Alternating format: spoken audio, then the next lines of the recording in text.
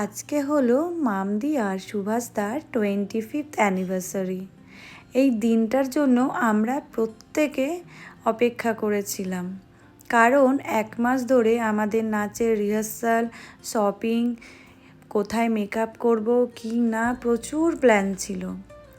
আর এই অ্যানিভার্সারির আগে থেকেই প্রায় 7 দিন থেকে আমাদের দাদা দিদির বাড়িতেই প্রোগ্রাম লেগেই ছিল। মেহেন্দি, সঙ্গীত, গায়ে হলুদ, আরও কত কিছু। আর আমাদের এখানে ব্রাইডকে দেখো, আমি ব্রাইড বলছি কারণ 25th অ্যানিভার্সারিতে এসেও আমার এই দিদির এত গ্ল্যামার, এত ফিগার কনসিয়াস, মানে ভাবাই যায় না। দিদিকে নতুন বউ ছাড়া যেন আর অন্য কিছু ভাষায় আসছে না, এত মিষ্টি লাগছিল। অনেকেই হয়তো বলবে যে মেকআপ করেছে, বাট মেকআপ করলেও সত্যিই মানে অপরূপ সুন্দরী আমাদের এই দিদি।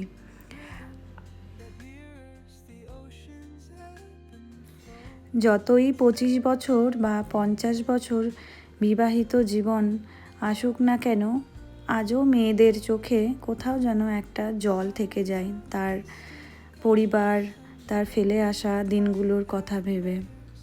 এই মুহূর্তটাতে শুধু আমার দিদির চোখেই ইমোশনাল ধরা পড়েনি, আমাদের প্রত্যেকেরই চোখটা যেন একটু ছলছল করেছিল তাদের সেই পুরনো দিনগুলোর কথা ভেবে।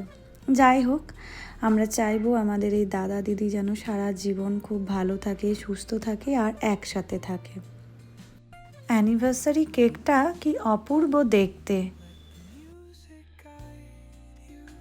কেক কাটিং হয়ে যাওয়ার পর আমাদের শুরু হয় পাগলের মতো ফটোস ক্লিক আর রিলস বানানো।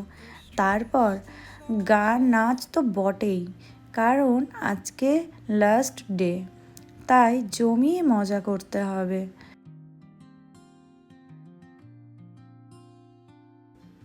নাচ গান হুল্লোড়েই আমরা মেতেছিলাম, তাই খাবারের কথা ভুলেই গেছিলাম।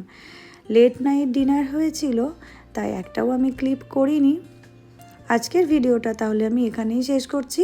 কেমন লাগলো আমার এই দাদা দিদির অ্যানিভার্সারির ভিডিও জানাতে কিন্তু ভুলবেন না।